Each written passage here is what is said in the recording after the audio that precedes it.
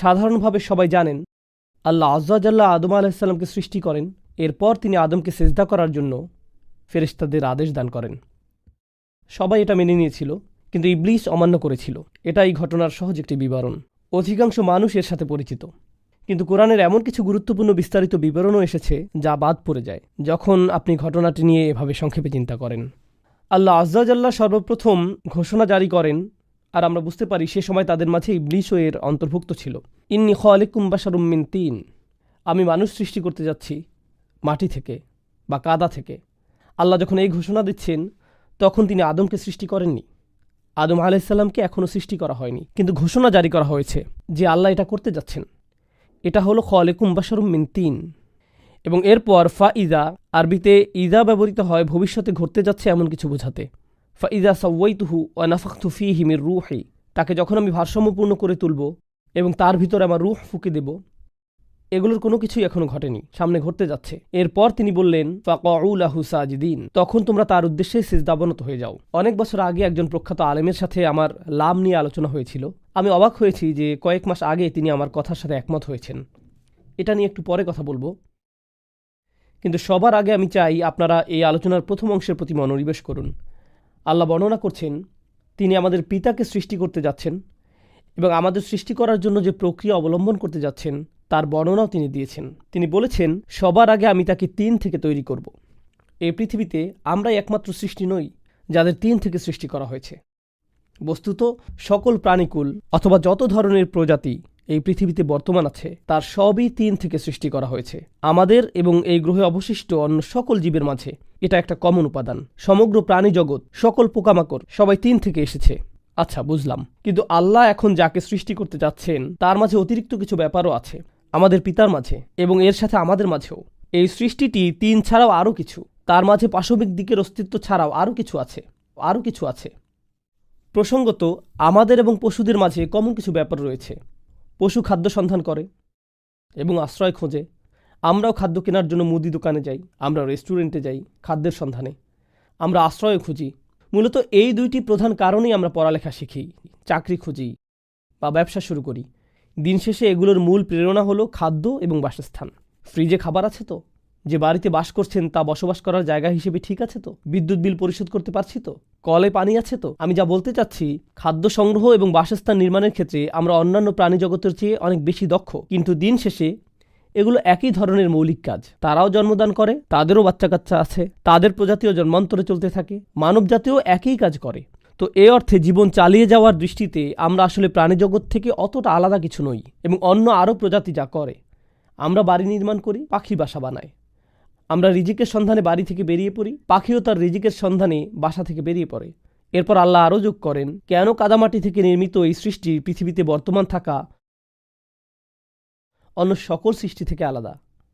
ফা ইজা সাওয়াইতুহু, যখন আমি তাকে সুষম করে তৈরি করব বা ভারসাম্যপূর্ণ করব, মানে কোনো কারুশিল্পকে নিখুঁত করা, ভারসাম্যপূর্ণ করা। উদাহরণস্বরূপ কেউ যদি লোহা বা কোনো ধাতু গলিয়ে জোড়া লাগায়, সে তখন নিশ্চিত করতে চায় যেন উভয় অংশ একেবারে সমানভাবে জোড়া লাগে। তার কাছে জোড়াটাকে নিখুঁতভাবে সমান করার বিভিন্ন যন্ত্র থাকে, একে বলে তাসইয়াত। তো আল্লাহ বলছেন এক ধরনের ভারসাম্য এবং পারফেকশন এই সৃষ্টির মাঝে যোগ করা হবে, যা অন্য সৃষ্টির মাঝে নেই। এক সেন্সে বলতে গেলে অন্য অনেক সৃষ্টির মাঝে আমাদের চেয়েও বেশি ভারসাম্য রয়েছে। বানর এক হাত ব্যবহার করেই ঝুলে থাকতে পারে, তাদের খুব ভালো ব্যালেন্স রয়েছে। পাখিরা স্বতঃস্ফূর্তভাবে বিভিন্ন ভঙ্গিতে উঠতে পারে। তো এখানে আমাদের 2 পায়ে দাঁড়ানোর সামর্থ্যের চেয়েও বেশি কিছু নিয়ে কথা বলা হচ্ছে। আল্লাহ এখানে বলছেন মানবজাতির পরস্পর সাংঘর্ষিক বিষয়ের মাঝে ভারসাম্য রক্ষা করার সামর্থ্য থাকবে। উদাহরণস্বরূপ ব্যক্তিগত প্রয়োজন এবং পারিবারিক প্রয়োজনের মাঝে ভারসাম্য রক্ষা করার সামর্থ্য থাকবে তাদের। তারা ব্যক্তিগত দায় দায়িত্ব এবং সামাজিক দায় দায়িত্বের মাঝে ভারসাম্য রক্ষা করতে পারবে। তারা তাদের অধিকার এবং দায়িত্বের মাঝে ভারসাম্য রক্ষা করতে পারবে। আমাদের সমগ্র জীবনটাই হবে আসলে ভারসাম্যের সমষ্টি। বর্তমানে $মাল্টি-মিলিয়ন এমন সব প্রতিষ্ঠান রয়েছে যেখানে ভারসাম্য শিক্ষা দেওয়া হয়। সফল মানুষেরা, সফল ব্যবসায়ীরা, বড় বড় কর্পোরেশনের কর্মকর্তারা চাকরি জীবনের মাঝে ভারসাম্য রক্ষা করা শিখতে এসব সেমিনারে যোগ দেয়, তাই না? ব্যালেন্স অর্জন করতে। আল্লাহ বলছেন এই মানুষের এমনভাবে জীবনযাপন করার সামর্থ্য থাকবে যে জীবন হবে সব দিক থেকে সমান, ভারসাম্যপূর্ণ। আল্লাহ বর্ণনা করছেন ভারসাম্য রক্ষা করার এই গুণটি মানুষের অন্যতম একটি মহৎ গুণ হবে, যা তাকে বিস্ময়কর করে তুলবে। তাহলে প্রথমত তিনি মানুষকে অন্য সব প্রাণীর মতো করে সৃষ্টি করেছেন, তারপরে এই মানুষের সবকিছুর মাঝে ভারসাম্য রক্ষা করার চমকপ্রদ এক গুণ থাকবে। এই সবকিছুর উপরে অনাফাখতু ফীহি মির রূহি। প্রসঙ্গত আরও সামনে এগিয়ে যাওয়ার পূর্বে ভারসাম্য নিয়ে আরেকটি কথা বলতে চাই। ভারসাম্য হলো আমাদের আবেগ, অনুভূতি এবং চিন্তা শক্তির মাঝে। এর মানে কি? চলুন একটি ব্যাখ্যা করি। ক্ষুধার্ত কুকুর সামনে কোনো খাবার দেখলে এর প্রতি ঝাঁপিয়ে পড়ে এবং কামড় বসিয়ে দেয়। সে ফলাফল নিয়ে চিন্তাভাবনা করে না। এখানে আছে শুধু অন্তরের ইচ্ছা, আর কিছু না। কিন্তু মানুষ লোভনীয় কিছু একটার দিকে তাকিয়ে বলতে পারে, না এটা অবৈধ, না ওইটা হারাম, না এটা করা যাবে না। তার বিবেক বুদ্ধির কর্মতৎপর হয়ে ওঠে। সে ফলাফলের কথা ভেবে থেমে যেতে পারে, ইতোমধ্যে দেরি করে ফেলেছেন, এখন আবার রাস্তায় লাল বাতি। এমন সময়ও ভারসাম্য রক্ষা করার সামর্থ্য আপনার আছে। তাড়াতাড়ি অফিসে যাওয়ার আগ্রহ যেমন আছে, ঠিক তেমনি আইন মেনে চলার বুঝও আপনার আছে। আমরা আমাদের চিন্তা এবং আবেগের মাঝে ভারসাম্য রক্ষা করে চলতে পারি, অন্য সৃষ্টির মতো নয়, যারা কোনো একটা আবেগ জাগ্রত হলেই তা পূর্ণ করার জন্য ঝাঁপিয়ে পড়ে, প্রতিক্রিয়া দেখায়। কিন্তু আমরা ফলাফল নিয়ে ভাবতে পারি, দীর্ঘমেয়াদী চিন্তা করতে পারি, আমরা নিজেদের থামিয়ে দিতে পারি, ভারসাম্য রক্ষা করে চলতে পারি। কোরআনে আমাদের বুদ্ধির নামও ঠিক এভাবে এসেছে, আল হিজর, আন্নুহা। আমাদের বুদ্ধির বর্ণনা দিতে এই শব্দগুলো ব্যবহার করা হয়েছে। হিজর মানে শিলা, পাথর, কারণ পাথর সামনে এগিয়ে যাওয়ার ক্ষেত্রে বাধা তৈরি করে। আর নুহা মানে প্রতিনিষেধ, কারণ আমাদের বুদ্ধি আমাদেরকে বোকার মতো কিছু করতে বাধা দান করে, এটি প্রতিবন্ধকতা সৃষ্টি করে।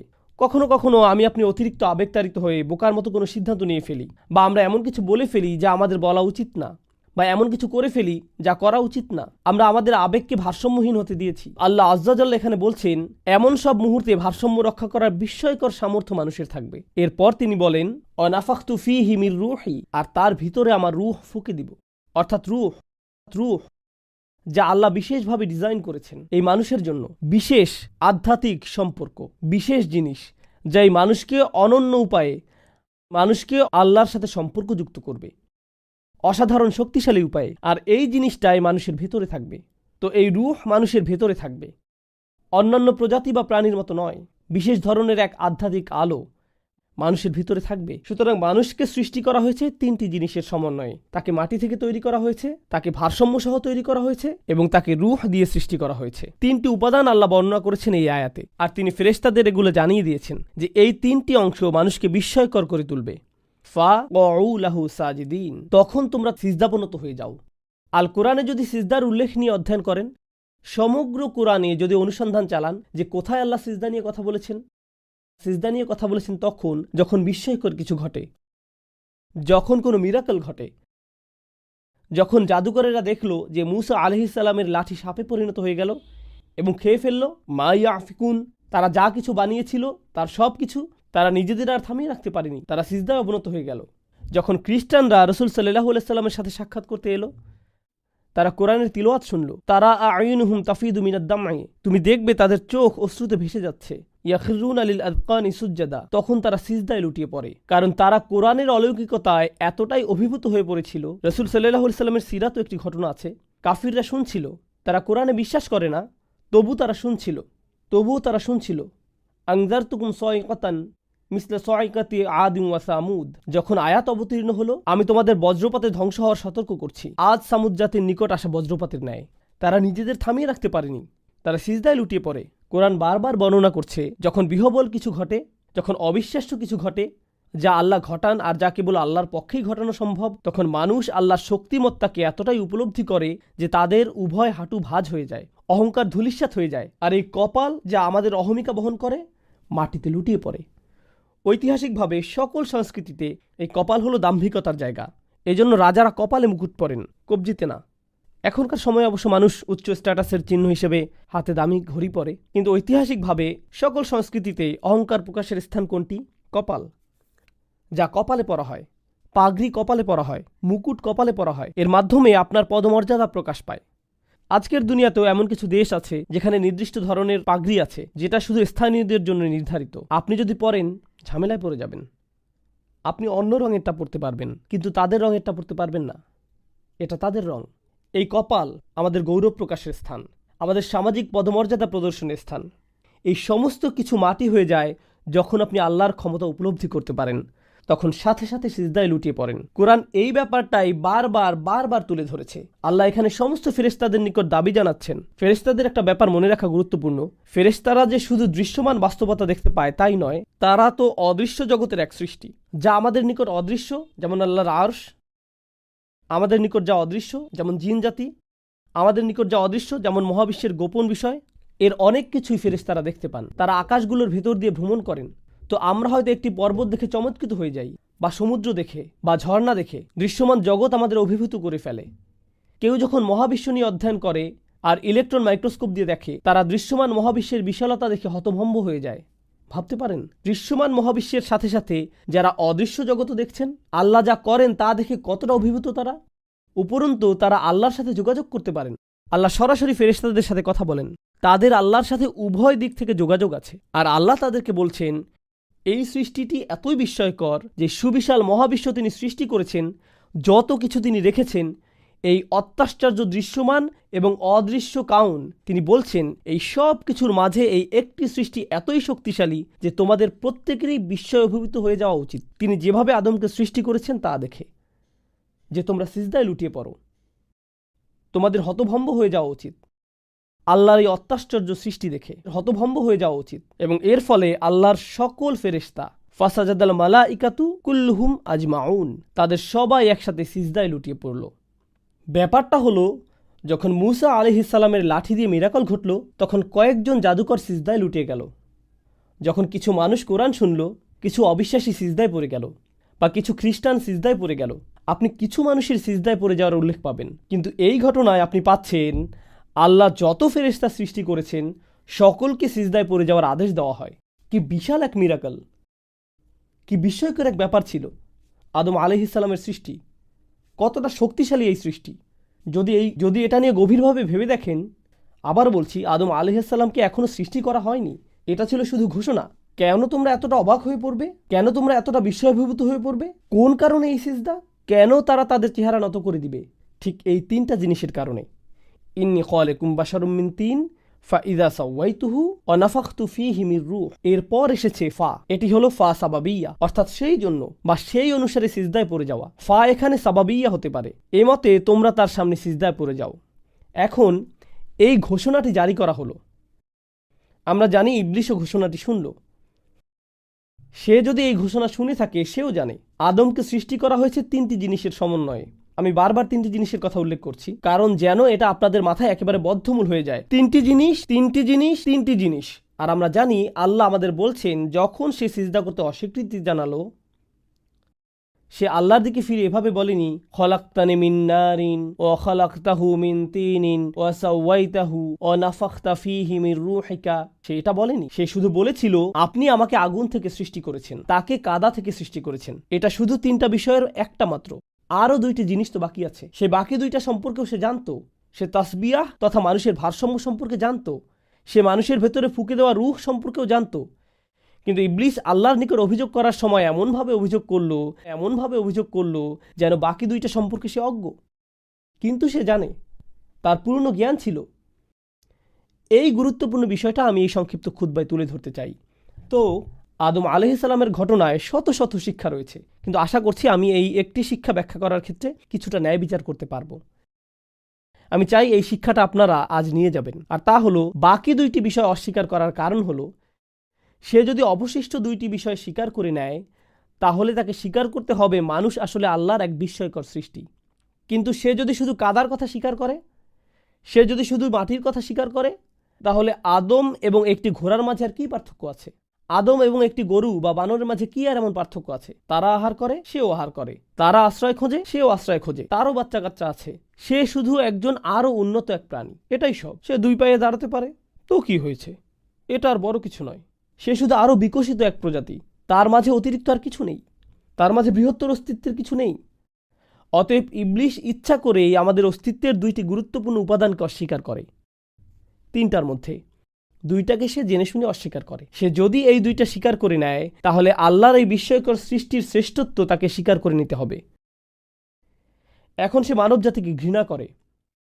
আমাদেরকে এই পদমর্যাদা দেওয়ার কারণে সে আল্লাহকে দোষারোপ করে। সে শপথ করে যে শুধু আদম আলাইহিস সালামকেই সে ব্যর্থ দেখতে চায় না, কারণ যদি তুমি আদমকে ঘৃণা করো আর আদমকে তুমি জান্নাত থেকে বিতাড়িত করতে পেরেছো, তখন তো তার এমন হওয়ার কথা, যাক আমি এখন ভালো ফিল করছি, আমার এখন ভালো লাগছে। কিন্তু না, সে ফোন দিয়ে আটলো, এখন আমি আদমের সন্তানদের ধরব, আমি তার পরিবারকে ধরব, এরপর পরবর্তী প্রজন্মগুলোকে। সে এভাবে বারবার বারবার বারবার মানবজাতিকে ধ্বংস করতে লাগলো। তবুও তার অন্তরে প্রতিশোধের আগুন একটুও কমেনি। প্রতিশোধ নেয়ার পরেও তার সন্তুষ্টি আসেনি, বা ধ্বংস করার পরেও তার অন্তর শান্ত হয়নি। তো এখন ব্যাপারটা হলো, কিভাবে সে মানবজাতিকে ধ্বংস করে? সে আমাদের ধ্বংস করতে অনেক কিছু করে। তার কর্মপদ্ধতির মাঝে অন্যতম একটি হলো, এখন আমি আমার খুতবার মূল বিষয়বস্তু নিয়ে কথা বলতে যাচ্ছি। এই প্যাসেজ থেকে যে জিনিসটা আমরা শিখতে পারি, যে কোরআনের এই আয়াতগুলো থেকে, তা হলো ইবলিস চায়নি মানুষ কোনোদিন মূল্যবান কিছু হিসেবে স্বীকৃতি পাক। তার সবচেয়ে বড় সফলতা, তার সবচেয়ে মহান সফলতাগুলোর একটি হলো, সে যদি আমাদের বোঝাতে সক্ষম হয় আসলেই আমাদের কোনো দাম নেই। স্বমূল্য তথা নিজেকে দাম দেয়া, মানুষ হিসেবে নিজেকে সম্মান দেয়া আজকের দুনিয়ার অন্যতম একটি বড় সংকট। সমাজবিজ্ঞানের জগৎ, মনোবিজ্ঞানের জগৎ এবং সমগ্র দুনিয়ার পরিবারগুলো আজ এমন মানুষদের নিয়ে মহাসংকটে আছে, যারা নিজের মাঝে কোনো মূল্য খুঁজে পায় না। আসলেই আমাদের কোনো দাম নেই। আগে আমার একটা চাকরি ছিল, এখন আমি অবসরে, কেউ আমার অভিমতের কোনো মূল্য দেয় না, আমার কোনো দাম নেই। আমি সারাদিন বাসায় বসে থাকি, আমার ছেলে চাকরি করে, আমার মেয়ে কলেজে পড়ে, আমি পুরোই মূল্যহীন, আমি এখন সবার বোঝা। এভাবে একজন বৃদ্ধ বাসায় বসে বসে নিজেকে মূল্যহীন ভাবতে থাকে। আমার এখন মসজিদ আর বাসায় আসা যাওয়া ছাড়া কোনো কাজ নেই। নিজের ভিতরে এক ধরনের স্বমূল্যের অভাব সবসময় আমার ভিতরে কাজ করে। যদি মরে যেতাম কতই না ভালো হতো। তার মাথায় এই চিন্তাগুলো সবসময় ঘুরপাক খেতে থাকে, মুখ ফুটে বলে না, এমনকি কখনো কখনো বলে ফেলে। একজন যুবক ছেলেও সে বলে, আমার ভাই ভার্সিটি থেকে অনার্স মাস্টার্স শেষ করেছে, আমার চাচাতো ভাই বড় চাকরি করে, সবাই জীবনে উন্নতি করেছে, অমুকে বিয়ে করেছে, আর আমাকে দেখো, আমার কিছুই নেই, আমি এগুলোর কিছুই অর্জন করতে পারিনি। আমি জীবনে অনেক সময় নষ্ট করেছি, আমার এটা করা উচিত ছিল, ওটা করা উচিত ছিল, সবাই বলছে আমি জীবনে পরাজিত, আমি তো সত্যিই পরাজিত। ইবলিস চায় মানুষজন আপনাকে এমন সব কথা বলুক, আশেপাশের মানুষেরা তারা এমন সব কথা বলবে যার ফলে আপনার নিজেকে মূল্যহীন মনে হবে। আর ওই মানুষগুলো এমনকি বুঝেও না যে তারা এই ক্ষতিটা করছে, এটা তাদের মাথায়ও আসে না। কিন্তু তাদের এই কথাগুলো আপনার জীবনে ব্যাপক প্রভাব ফেলছে। আপনি তখন ভাবতে শুরু করেন, সম্ভবত আমার কোনো দাম নেই। একবার যখন এভাবে নিম্নমানের আত্মসম্মানে ভোগেন, নিজেকে যথাযথ মূল্য না দিয়ে থাকেন, তখন সব সময় মনে হবে একমাত্র যে উপায়ে আমি কিছুটা মূল্য পেতে পারি তা হলো যদি অন্য কেউ আমাকে দাম দেয়। আমার কোনো কিছুতে যদি অন্য কেউ সমর্থন দেয়, তবেই আমার কিছুটা দাম আছে। তাই আমি কি করব? আমি নিজের একটা ছবি তুলব, তারপর সব ফিল্টার অনেকবার পরিবর্তন করে অনলাইনে পোস্ট করব, তারপর অপেক্ষা করব কেউ যদি লাইক দেয় বা লাভ চিহ্ন দেয়, অন্ততপক্ষে মাশাআল্লাহ বা কোনো একটা কমেন্ট। কারণ কেউ যদি দেয়, যাক আমার কিছুটা দাম আছে। আচ্ছা এখন কি করব? আমার তো দাম দরকার, কারণ আমি আবার মূল্যহীন হয়ে পড়ছি। আমি গত 2 দিনে কিছুই পোস্ট করিনি, আমাকে আবার শুরু করতে হবে। আমি আবার নিজেকে মূল্যবান মনে করতে চাই। নিজের মাঝে যদি নিজের মূল্য খুঁজে না পান, তখন আপনি নিজের মূল্য কোথায় খুঁজবেন? অন্য কোথাও, অন্য কারো কাছে। সব সময় অন্য কারো সমর্থনের আশায় থাকেন, সব সময় অন্য কারো প্রশংসার সন্ধানে থাকেন। তুমি তো কিছু বললে না, তোমার কি মনে হয় আমার কি করা উচিত? এই ব্যাপারে তোমার কি মনে হয়? এই ব্যাপারে তোমার কি কি অভিমত আছে? সব সময় আরেকজনের মতামত তালাশ করে বেড়ান, কারণ এছাড়া নিজের কোনো দাম নেই। আবার নিজের ব্যাপারে ভয় পেয়ে যান। আপনার আত্মসম্মান যদি খুব নিম্নমানের হয়, তখন নিজের অধিকারগুলো আদায় করার জন্য সাহস খুঁজে পাবেন না। মানুষ আপনার সাথে অন্যায় এবং অপমানমূলক আচরণ করলেও মনে মনে ভাববেন, আমি তো এমন আচরণেরই যোগ্য, আমি তো এমনিতেই আবর্জনা, এর চেয়ে খারাপ আচরণ পাওয়ার যোগ্য আমি। আরও খারাপ ব্যাপার হলো, ইবলিস আপনার আশেপাশের মানুষদের কাছে এসে বলবে, তাকে অমুক কথাটা বলো, আমি একটা কুকুরের সাথেও এর চেয়ে উত্তম আচরণ করি, কিন্তু তুমি তো এর থেকেও মন্দ আচরণ পাওয়ার যোগ্য, তাই আমার এতটুকু আচরণেও তোমার খুশি হওয়া উচিত, তোমার নিজেকে ভাগ্যবান মনে করা উচিত। বারবার এমন কথা শুনতে থাকলে কি হয়? আপনিও এগুলো মেনে নিতে শুরু করেন, কারণ মানুষ শুরুতে কিছু একটা প্রত্যাখ্যান করলেও যথেষ্ট সময় ধরে এগুলো শুনতে থাকলে এক সময় এর দ্বারা প্রভাবিত হতে শুরু করেন। আপনি তখন নিজেকে ওইভাবে দেখতে শুরু করেন। আপনি তখন শুধু অন্যদের প্রতি নয়, নিজের প্রতিও এক ধরনের ঘৃণা জন্মাতে শুরু করেন। নিজের প্রতি রাগ সবসময় এমনভাবে প্রকাশ পায়, আমার মতামতের কোনো দাম নেই, সবার মতের দাম আছে, আমার কথার কোনো মূল্য নেই, সবার কথার মূল্য আছে, আমার উপস্থিতি একটা বোঝাস্বরূপ, আমার কাউকে কিছু দেওয়ার নেই। নিজেকে নিয়ে যদি এভাবে ভাবতে শুরু করেন তাহলে এটা আপনার উপর শয়তানের বিশাল এক বিজয়। কারণ শয়তান তখন বলে, আমি তো ঠিক এটাই বলেছিলাম সব সময়, মানুষ শুধুই কাদামাটি, তাকে দেখো, কোথায় তার ভারসাম্য, কোথায় তার রূহ। আর আল্লাহ কি করলেন? আমি আর আপনি এই পৃথিবীতে আসার আগেই আমাদের পিতাকে যা দেয়া হয়েছিল তার সন্তান হিসেবে আমাদেরকেও সেগুলো দেয়া হয়েছে। 3টি জিনিস: মাটি থেকে আমাদের শরীর, তাসবিয়া তথা ভারসাম্য, এবং আমাদের রূহ। আল্লাহ তাঁর সকল সৃষ্টির উপর আমাদের সম্মানিত করেছেন। সকল সৃষ্টি আমাদেরকে আল্লাহর একটি মিরাকল হিসেবে দেখে। সকল সৃষ্টি আমাদেরকে আল্লাহর একটি মিরাকল হিসেবে দেখে। সকল ফেরেশতাদের সিজদা পাওয়ার যোগ্য। আল্লাহর এক সম্মানজনক সৃষ্টি, আল্লাহর এক আশ্চর্যজনক সৃষ্টি। তো এখন মহাবিশ্বের ফেরেশতারা আপনাকে দেখে মুগ্ধ, কিন্তু আপনি নিজের মাঝে মুগ্ধ কিছুর অস্তিত্ব খুঁজে পান না। নিজেকে আপনার মূল্যহীন মনে হয়। আল্লাহ কোরআনে বলছেন, ওয়ালাকাদ কাররামনা বানি আদম, আর আমি তো আদম সন্তানদের সম্মানিত করেছি, আমি তো আদম সন্তানকে মর্যাদা দান করেছি। জানেন এই আয়াতটি আমাকে কি শিক্ষা দিচ্ছে? অন্য কারো কাছে আমাকে নিজের মূল্য খুঁজতে হবে না। কাজটি আমি ভালোভাবে সম্পাদন করেছি কিনা সেটা আমাকে চেক করে দেখতে হবে। তরকারিটা ভালোভাবে রান্না করেছি তো? এই শিক্ষাটিকে কিভাবে নেবেন না জানেন? আমার কারো অভিমতের এখন আর কোনো দরকার নেই। এখন আমি আমার বাসায় যাব আর সব লবণ তরকারিতে ঢেলে দেব, তারপর রান্না করব। রান্নাটা কেমন হয়েছে কারো অভিমতের আমি কোনো পরোয়া করি না, কারণ আল্লাহ আমাকে সম্মানিত করেছেন।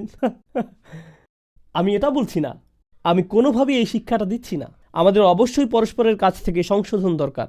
প্রসঙ্গত, যখন নিজেকে মূল্যবান মনে করবেন তখন সমালোচিত হলে অপমানিত বোধ করবেন না। যখন সত্যিকার অর্থে নিজেকে সম্মান দিতে শিখবেন তখন উপলব্ধি করবেন যে কেউ যদি আমার সমালোচনা করে বলে, এই যে ভাই আপনি এটা ভুল বলছেন, আপনার অমুক ব্যাপারটা আরও ভালো হওয়া দরকার, অথবা ওইটা আরও ভালো হতে পারত, তখন তারা আসলে আমার উপকার করছে। আমার কাছে মনে হচ্ছে না যে আমি অপমানিত হয়েছি। কারণ আমার যদি খুব নিম্নমানের আত্মসম্মান থাকে তখন সমালোচনাকে মনে হয় আমাকে যেন আরও নিচে নামিয়ে দেওয়া হলো। কিন্তু আপন অন্তরে যদি নিজের দাম থাকে তখন এমন অনুভূতি আর তৈরি হয় না। তখন সংশোধন এবং সমালোচনাকে আপনি সুযোগ হিসেবে দেখবেন, আরও উত্তম হওয়ার একটা সুযোগ। এটাকে তখন আর অপমান মনে হবে না। এটা হলো সমীকরণের একটা দিক। আমরা নিজেদের মূল্য প্রদান করি, কিন্তু ইবলিশের কাছে আরও কৌশল আছে। খুতবার শুরুতে আমি ভারসাম্য নিয়ে কথা বলেছি। আল্লাহ আমাদের যে জিনিসগুলো দিয়েছেন তার মধ্যে একটি হলো ভারসাম্য। কিন্তু বর্তমান বিশ্বে অধিকাংশ মানুষ এখন আর বইয়ের মাধ্যমে নিজেদের শিক্ষিত করে তুলতে আগ্রহী নয়, বই পাঠে বা অধ্যয়নে মনোযোগী নয়। প্রকৃতপক্ষে ভিডিও একটা যদি 30 সেকেন্ডের বেশি হয়, পরেরটা দেখে, সামনে আগাও। জানেন তারা কি বলে? আমি অনেক গবেষণা করেছিলাম। না, তুমি গবেষণা করছো না, তুমি টিকটক চালাচ্ছ, এর নাম গবেষণা নয়। আমি মনোবিজ্ঞান নিয়ে প্রচুর গবেষণা করেছিলাম। না, তুমি করনি। 3 মিনিটের ইউটিউব ভিডিও দেখার নাম গবেষণা না, তুমি কিছুই অধ্যয়ন করনি। কিন্তু আমরা এখন কয়েক সেকেন্ডের শব্দ শোনায় অভ্যস্ত হয়ে গেছি। তাড়াতাড়ি দ্রুত কিছু শিখতে চাই, ফলে কোনো কিছুর বৈধতাও তাড়াতাড়ি চাই। দ্রুত কিছু শিখতে চাই, কোনো কিছুর বৈধতাও তাড়াতাড়ি চাই। এই সমস্ত সোশ্যাল মিডিয়ার পরিবেশে এখন যা হয় যে একটি বিষয় বারবার চোখের সামনে এসে পড়ে, আত্মানুরাগ, নিজের দাম, আত্মসম্মান, যা নিয়ে আমি এখন কথা বলছি। কিন্তু এই ব্যাপারটা নিয়ে আপনি বাড়াবাড়ি করতে পারেন। তুমি অসাধারণ, তুমিই সেরা, নিজেকে বিশ্বাস করো, তুমি তুমি নাফসুক নাফসুক। আপনিও তখন আমি নিজে, এভাবে নিজেকে নিয়ে আচ্ছন্ন হয়ে পড়ে থাকতে পারেন। কিছু কিছু পিতামাতারা বাচ্চাদের এমন বানিয়ে ফেলেন, তুমিই সেরা, তুমিই শ্রেষ্ঠ, সব সময় তুমিই হলে রাজকন্যা। 4 বছরের ছোট মেয়েকে বলে, তুমি আমার রাজকন্যা, অন্য সবাই অসুন্দর, তুমিই সেরা সুন্দরী। এরপর এই ছোট বাচ্চাটা একটা দৈত্যে পরিণত হয়। স্কুলে গিয়ে বলে, শোনো সবাই, রাজকন্যা চলে এসেছে, সবাই আমার আংটিতে চুমু দাও। এভাবে সে নিজের সম্পর্কে অযথা উচ্চ ধারণা গড়ে তোলে। আমাদের মূল্য, আমাদের দাম আল্লাহর সামনে এমন কিছু যা আমাদের বিনয়ী করা উচিত।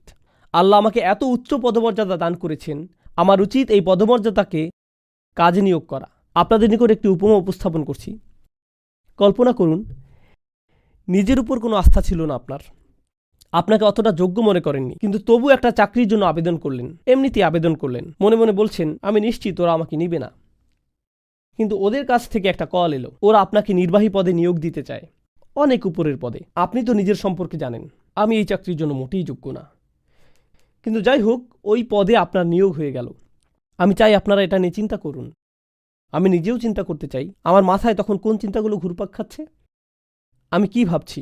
হ্যাঁ, বস এসে গেছে, সবাই সাবধান হও, ওইটা আমার চেয়ার। নাকি ভাবছেন, আমাকে এত বড় এক পদ দেওয়া হলো, নিজের ভালো চাইলেই তাদের প্রত্যাশা অনুযায়ী আমার কাজ করা উচিত, ব্যাপারগুলো দ্রুত বুঝে নেওয়া উচিত। নিজেকে দ্রুত খাপ খাইয়ে নেওয়া উচিত। যে দায়িত্ব আমাকে দেওয়া হয়েছে একে সম্মান জানানো উচিত, যেন আমি নিজের যোগ্যতা তাদের দেখাতে পারি। অতএব প্রথমে আপনাকে পদমর্যাদা দেওয়া হয়েছে, এমনকি নিজের যোগ্যতার প্রমাণ দেওয়ার আগেই বিশুদ্ধ দৃষ্টিভঙ্গি হবে আমাকে তাদের প্রত্যাশা অনুযায়ী কাজ করতে হবে। ভালো লাগুক বা না লাগুক, আমার জন্য উত্তম হবে কাজে নেমে পড়া। বুঝতে পারছেন? এর উল্টোটা হবে, নিজের যোগ্যতার প্রমাণ না দিয়েই কেউ যদি পদটি পেয়ে যায়, এরপর বলে এখন কি আর কিছু করতে হবে, আমি তো পদটা ইতিমধ্যে পেয়েই গেছি। এখন আমি এমন সবার দিকে নিচু দৃষ্টিতে তাকাতে পারি যারা এই পদ পায়নি। ওরা যেমন বলে আসলটা বানানোর আগ পর্যন্ত নকলটা দিয়ে চালাও। এটা তো আর এভাবে কাজ করে না। এটা মূলত দাম্ভিকতা সুলভ আচরণ। তো একদিকে আমরা নিজেদের মূল্য প্রদান করি, আল্লাহ আমাদের যে সম্ভাবনা দান করেছেন আমাদের মূলত সেই সম্ভাবনাকে মূল্য দেওয়ার কথা। চেষ্টা সাধনা চালানোর যে সামর্থ্য আল্লাহ আমাদের দান করেছেন মূলত তাকে আমাদের মূল্য দেওয়ার কথা, পার্থিব উপায় উপকরণ নয়। উপায় উপকরণ তো আল্লাহ যে কাউকে দিতে পারেন, আর এই জিনিসগুলো আসবে যাবে। একমাত্র যে ব্যাপারটার মূল্য আল্লাহর কাছে আছে এবং আমাদের কাছে থাকা উচিত তা হলো আমাদের প্রচেষ্টাগুলো। ও আল্লাইসা লিল ইনসানি ইল্লা মা সাআ। শেষ বিচারের দিন মানুষের কাছে মূল্যবান কিছুই থাকবে না শুধু তাদের প্রচেষ্টাগুলো ছাড়া। একমাত্র এটাই।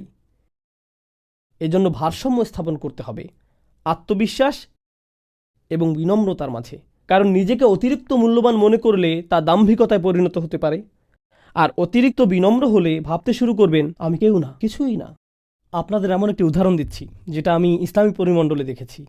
অনেক বছর আগে আমি একটি ভার্সিটিতে গিয়েছিলাম। সেখানে প্রায় কোনো মুসলমান ছিল না। 5-6 জন মুসলিম যুবক ছাত্র উপস্থিত হলো। ধরুন 100 মাইলের মধ্যে কোনো মসজিদ ছিল না। এজন্য তাদের নিজেদেরকেই জুমার নামাজের আয়োজন করতে হয়েছিল। এই 5 জন তরুণকে, তাদের মাঝে একজন ছিল হাফেজে কোরআন। স্পষ্টত তার উপরে দায়িত্ব এসে পড়ল প্রস্তুতি নেওয়ার, কিছু শেখা, যেন খুতবা দিতে পারে এবং নামাজের ইমামতি করার। কিন্তু সে করবে না, সে রাজি হলো না। জিজ্ঞেস করা হলো কেন তুমি খুতবা দিতে চাও না? ভাই আমি কিছুই জানি না, আমি শুধু একজন ফকির। আমি জানি আল্লাহর সামনে আমি খুবই মূল্যহীন। আমি কিভাবে মিম্বারে দাঁড়াবো যেভাবে রাসূলুল্লাহ সাল্লাল্লাহু আলাইহি ওয়াসাল্লাম দাঁড়াতেন, কারণ আমি জানি আমি এমনকি ওলামাদের পায়ের ধুলোর সমানও নই। এভাবে সে বিনম্রতা নিয়ে বিশাল এক বক্তব্য দেওয়া শুরু করলো। কিভাবে না না না, আমি কিছুই না, আমার দাম নেই, আমি একটা অপদার্থ।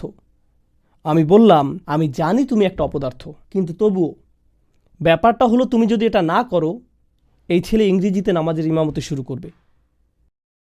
সে হাত তুলে বলবে গড ইজ গ্রেট, এরপর সে এইভাবে পড়াবে। তাই তোমাকে এগিয়ে আসতে হবে ভাই। তুমি এমন একটা পরিস্থিতিতে পড়ে গেছো, এর সাথে অহংকারের কোনো সম্পর্ক নেই। তুমি আত্মবিশ্বাসের প্রয়োজন আর অহংকারের মাঝে একটা তালগোল পাকিয়ে ফেলেছ। এখন আত্মবিশ্বাস প্রদর্শনের সময়, কিন্তু অতিরিক্ত আত্মবিশ্বাস আবার সমস্যা তৈরি করবে। মনে করুন সে খুতবা দেওয়া শুরু করলো, আর কেউ এসে বলল ভাই এ সপ্তাহে একজন আলেম খুতবা দিবেন। সে তখন উনি কেন আমার স্থান দখল করে নিচ্ছেন? আমি খুতবা দিতে ভালোবাসি, ওনাকে কেন আমার জায়গা দিতে হবে? তাকে কি শনিবারে খুতবা দিতে বলতে পারো না? আমি জানি না বিকল্প আছে কিনা, কারণ আমি প্রধান স্টেজে থাকতে থাকতে অভ্যস্ত হয়ে গেছি। এটা হলো অহংকার। অতএব একদিকে আছে আত্মবিশ্বাস, অন্যদিকে আছে বিনম্রতা। এ দুটোর মাঝে ভারসাম্য প্রতিষ্ঠিত হতে হবে। আল্লাহ আজ্জা জাল্লাহ ঠিক এটাই বর্ণনা করেছেন যে মানুষের বিস্ময়কর গুণগুলোর মাঝে এটা হবে অন্যতম। আল্লাহ আমাদের ভেতর এটা স্থাপন করে দিয়েছেন। একদিকে আছে আধ্যাত্মিক জগৎ, অন্যদিকে আছে বস্তুগত জগৎ। একদিকে আছে আত্মবিশ্বাস, অন্যদিকে আছে বিনম্রতা। উভয়ের মাঝে আছে তাসবিয়া। সব সময় এক প্রান্তে আল্লাহ উল্লেখ করছেন কাদামাটির কথা, আর অন্য প্রান্তে রূহের কথা। দুইটি বিপরীতমুখী বৈশিষ্ট্য। আর ঠিক মাঝখানে তিনি ভারসাম্যের কথা উল্লেখ করছেন। ফাইদা সাওয়াইতুহু নাফাখতু ফীহি মির রূহ। সুবহানাল্লাহ। আমাদের সমগ্র জীবন তো এই ভারসাম্য খুঁজে পাওয়ার সংগ্রামে ব্যয়িত হওয়ার কথা। সত্যিকারের মূল্য আমাদের নিজেদের ভিতরে, যেন আমরা অন্য মানুষের মাঝে এটা খুঁজে না ফিরি, বস্তুগত জিনিসের মাঝে খুঁজে না ফিরি, সোশ্যাল মিডিয়ার পোস্টের মাঝে খুঁজে না ফিরি, বা এঙ্গেজমেন্ট বা ফলোয়ারের মাঝে। আমরা নিজের মূল্য নিজের পরিধেয় বস্ত্রের মাঝে না খুঁজি। আমরা যেন মূল্য খুঁজি আমরা আল্লাহ আজ্জা ওয়া জাল্লাহকে কি কি দিতে পারি তার মাঝে। আপনি যদি একজন বৃদ্ধ মানুষ হয়ে থাকেন বা অবসরপ্রাপ্ত হয়ে থাকেন, আর আপনার মনে হয় পৃথিবীকে দেওয়ার মতো আপনার কিছুই নেই, এভাবে চিন্তা করা বন্ধ করুন। আমাদের প্রত্যেকে এই দুনিয়া থেকে বিদায় নেওয়ার দিন পর্যন্ত একজন শিক্ষার্থী। এমন কোনো বয়স নেই যে বয়সে ধর্মীয় শিক্ষা অর্জন বন্ধ করতে হবে। আপনি যত বেশি শিখবেন তত বেশি নিজেকে সমৃদ্ধ করবেন, আর নিজে যত বেশি সমৃদ্ধ হবেন প্রকৃতগতভাবে আপনার চারপাশের দুনিয়াও এতে বেশি সমৃদ্ধশালী হয়ে উঠবে। আরও বেশি প্রজ্ঞা আপনি পৃথিবীকে দিতে পারবেন। এক ব্যক্তি, শেষ এই বিষয়টাই আজ আপনাদের সাথে শেয়ার করব। আমার পরিচিত এক ভদ্রলোক সম্প্রতি